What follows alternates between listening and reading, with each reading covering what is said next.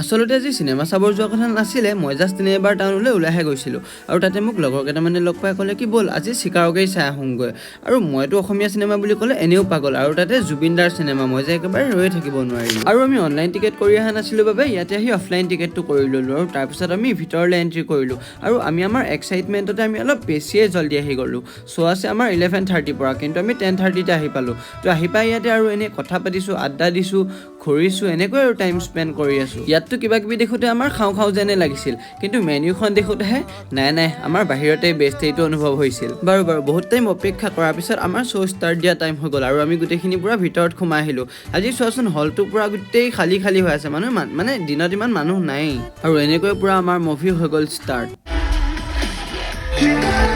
বৰপানী বোলে যি খাই সাধা সৰস্বতী ৰাধা। এনেকেই মুভি হৈ গ'ল শেষ আৰু মইতো বহুত বেছি ধুনীয়া পালোঁ। তোমালোকে কেনেকুৱা পালা কমেণ্ট কৰি জনাবা।